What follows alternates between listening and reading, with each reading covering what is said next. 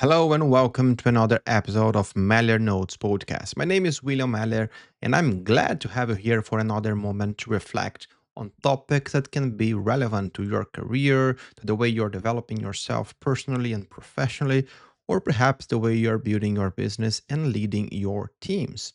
On today's episode, I want to bring two topics that can be relevant to your moment. Maybe the way you're looking for a new role, maybe you're looking for something new, and you see that remote work and in person jobs, even though they are similar in the positions, they are asking for different things from you.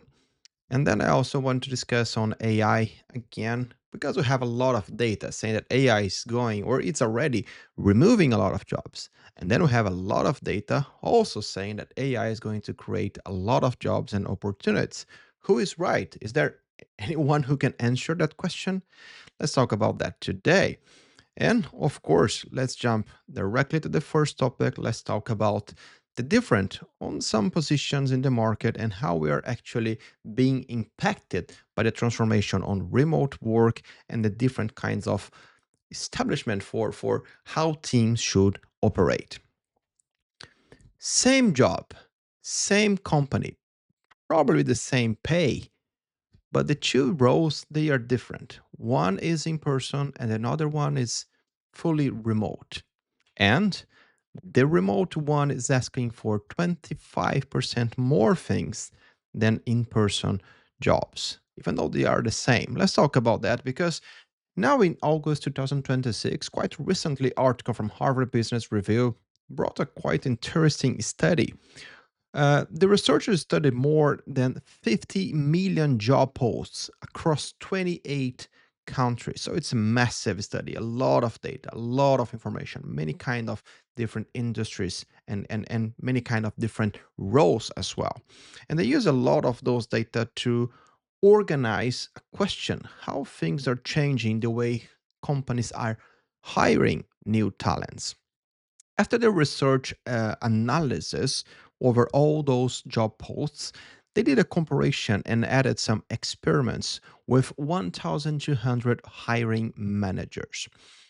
Basically, they were comparing the same jobs in the same role, and again, same job, same role, same employer, same company, but the difference between them when they were in person or remotely. And basically, what the study is showing is that a remote version of that job is asking for at least 25% more skills and abilities than the one that is in person. And the question in the air is, of course, why is that happening? What is changing? Because we have a big transformation in front of us when it comes to the way we are working. We have, since the pandemic, many different kind of companies experimenting and trying to see what is the best model for them and for their business. And during pandemic, what happened was quite obvious from some perspectives. We had a lot of companies that they were already experimenting and trying with hybrid models because they were like spread over the world with their teams. So for them, some kind of remote work was already a reality. It was already happening inside the company.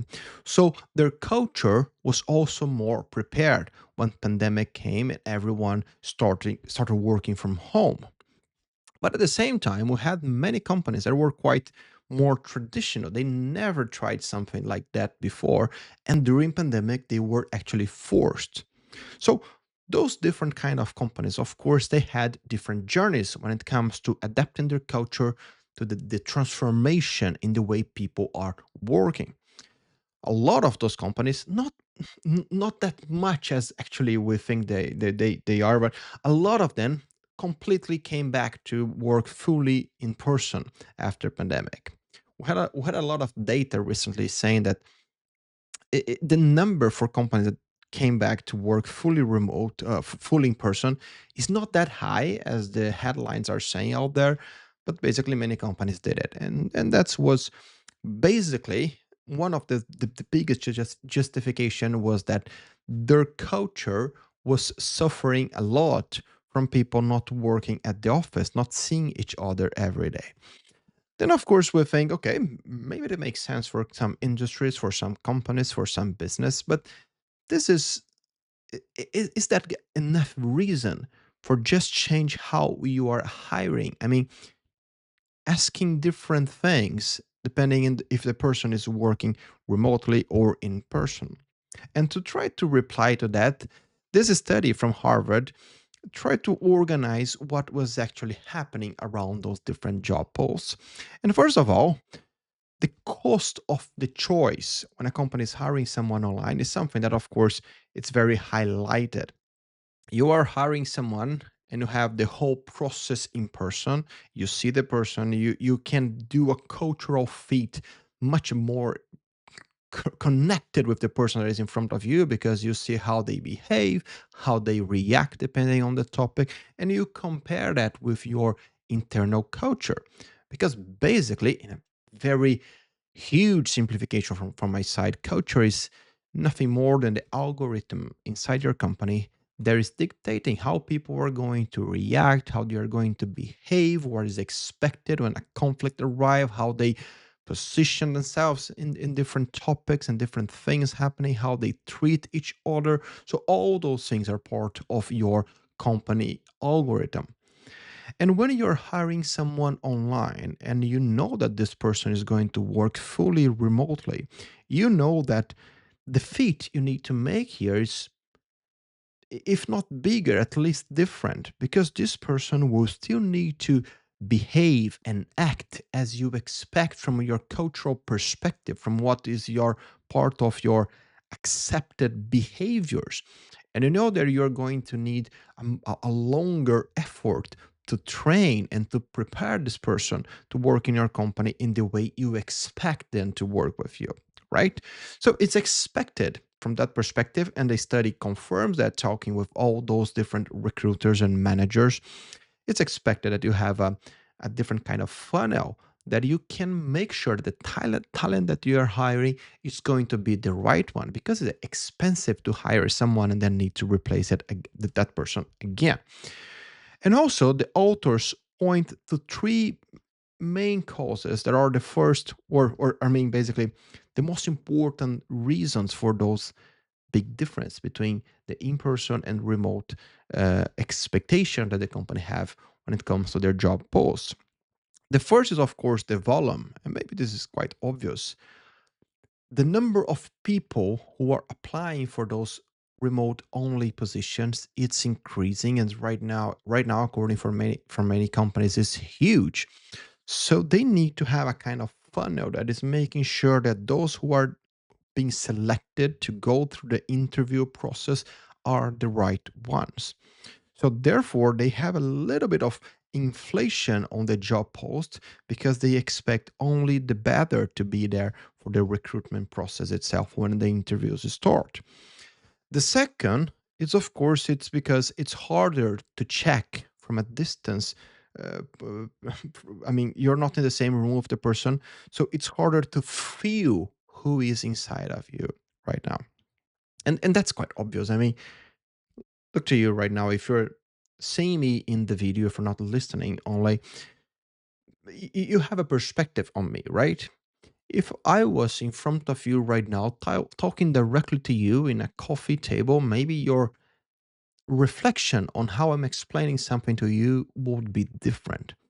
And when you're interviewing someone online, you have those 45 minutes and you have so much that you need to reflect, like how the person is behaving, how prepare the war, but not only prepare from a point of view of like for to reply what you're saying, but also how they are reacting to the discussion, how they fit well. So it's a very short period of time, only seeing a screen with the person there, maybe with a filter or not. It doesn't. I mean, I'm not talking about the physical thing here. It's more like about the reaction and the behavior. But it's a very short time to decide someone who is going to be working with you for a long time, right? So that is also a reason why companies can inflate and expect more when they're hiring someone to a remote position. And finally, the third one pointed by the authors is that there's a perception from the companies about the cost of training that is much higher when you're hiring someone to work fully remote. And that is connected to what I just said on the culture. You are hiring someone, you have to train them, you have to prepare them to fit your culture, to understand your business, to understand everything that is around the team, the business, the product. And of course, there's a lot of cost involved on that. When you have someone fully there in the office with you 100% of the time and have the team around them, even the small talks in the coffee machine are preparing the person, are training the person to to to to prepare their behaviors, their reactions, how they're going to stay in the name of their company when they have a problem with a customer and something like that. So of course, the training and the expectation from someone that is starting fully remote, it's quite different from that perspective as well. So maybe, of course, your first consideration is like, of course, then it means that we have a different treatment for people who are working remotely and in person. Well, according to the study, yes, not that high, not that big that is going to impact like the career path, but it's different because they are working different. The preparation for the work mode itself is different, right? And then here we have a perspective that is quite interesting because what it means to you who is applying to a role right now, preparing your career for your next movement, is that maybe that role that you see a lot of bullets and you're not fitting maybe two or three of them, perhaps you should apply. Perhaps you could be a good fit for that. That is just a little bit of inflation on the role, and maybe just because it doesn't fit one or two things, it's still good to apply. I know many people don't like that. They don't appreciate when I say things like that from a point of view of the recruitment process.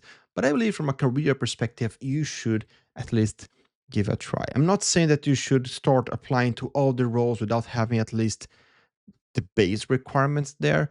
But sometimes you don't have one or two things and you think, okay, I should not apply because I'm not expert on this technology. Maybe you are great on all the other things that are going to be a great cultural fit for the company. And then I encourage you to try. And then for leaders, for people who are in the recruitment process, if you are a manager in a company, I invite you for a stronger reflection about the big opportunity we have right now, even I would say from an innovation perspective, to how we are fitting this bridge between the moment you decide to hire someone in person or remotely, and how the training process, the preparation to get this person up and running, it's made by your company. Because with this big transformation in the mode we work and the ways we work, perhaps we need to reflect what is actually not working that we should do a little bit different. And innovation in the end is all about that. How we do things differently and even challenge things that are working in the same way for years. And perhaps there is an opportunity for you to bring that reflection inside your company and change the way you are preparing your new talents to make the best for your business, for your team. Because if you make sure that you have a great recruitment process, maybe you should also make sure that you have a great onboarding process.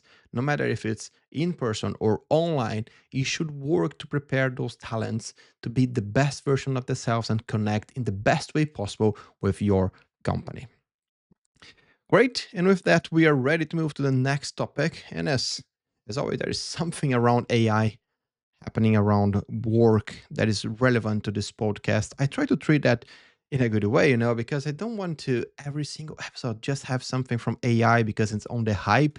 If I did that, probably it was not because it was in the hype. If AI appear in some episode here, it's appearing quite frequently.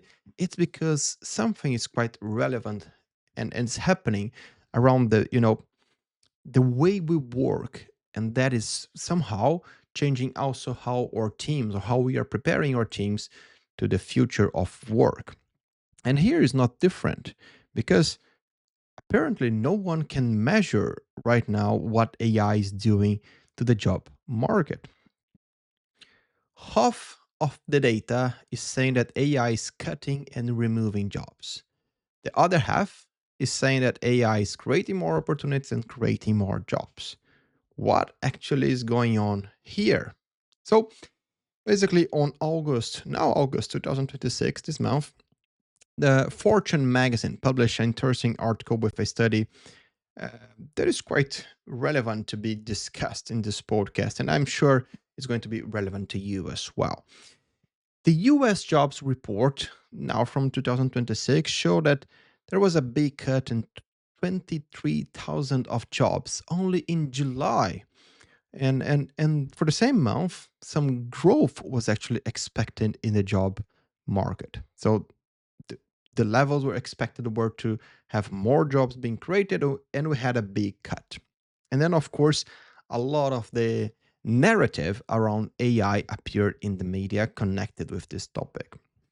But then we had some research coming from Hemp Economics Lab and Reveal Labs that were published also quite recently, showing that many companies who are using AI or investing in AI right now, they are in the need to hire more people to fit this bridge on the AI knowledge or AI capacity, AI skills, and make sure that the company can bring AI to their process, to their business in the best way possible. So, because of investment in AI, jobs are being created. So, again, the question, what is happening? What the data is trying to tell us? We have data that is saying that AI is making a lot of layoffs happening, but we also have data showing that new jobs are being created. When we have situations like that, first of all, we need to step out from all those foggy data and try to understand what are the movements happening right now. Because as we did in a couple of videos about layoffs and cuts, we should realize that there's a lot of narrative on the air around AI, around what companies are doing and what actually they did in the recent years before the AI hype. Like in the big techs, they had a lot of hirings. They were like hiring as crazy during pandemic and just after pandemic. And then productivity doesn't stay like in this flat going up line forever. So of course, at some point, the data from their financial results were showing that some cost reduction was going to occur. So it was just like the perfect momentum to connect that with investment in AI. And AI narrative for for the layoffs appeared everywhere. We discussed that there was a lot of also articles published around this topic. But then we also need to see like, okay, there are sectors and there are positions who are actually being more affected because of this transformation, especially for the junior and for people who are going to their first job positions. They see that, that there's much more being expected from a junior position than before, just because now AI can do a lot of those things that those junior ladies and boys were going to jump when they were joining the company for the first time. So of course we have some kind of impact. Of course something is happening. But it's a moment also to be careful. Because if you look to all those data and just start to make some conclusions and saying that this is happening because of this is happening because of that, you are probably not realizing something.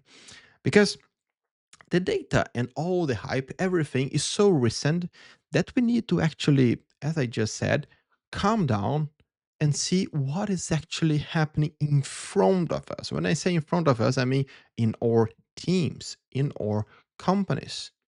Do you see that your business needs are increasing the need to more people because you are investing in AI? Then you have a gap.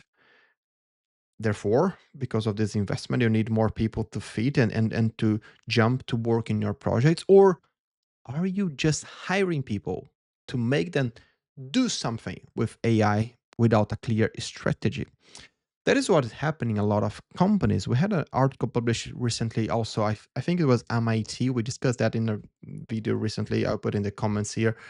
But a lot of companies were starting to invest and create teams around AI technologies without a clear direction what they want to do with that. And without a clear direction, any direction sounds good, right? But that is a problem. It's not only with AI. If you don't know where you're going with your strategy, you go nowhere. Or even worse, you go to some place that is not the place that you should be fitting with your company and the business, and then you just die because that was not the vision for your company and for what you're trying to solve from the beginning. But back to the data, there's another one that I want to bring to the discussion that is quite interesting. In June 2026, also quite recently, the California Policy Lab from the University of California, they launched a public tracker. Basically, they did that with the state government for people who were claiming um, the request for insurance after they lose their jobs. And basically, they try to do a map from all those people asking from unemployment claims and insurance after losing their jobs. What were those positions they had, and how much of those positions were exposed to AI? And the study was basically not possible to conclude because all those roles was actually not the ones expected to be the ones affected by AI or not the ones exposed. So the cutting of those jobs would be happening with or without AI anyhow. So back to what I was saying, we need to be careful with this data because for you, if you are leading teams, you need to understand how you understand those statistics and how you bring those reflections inside your company.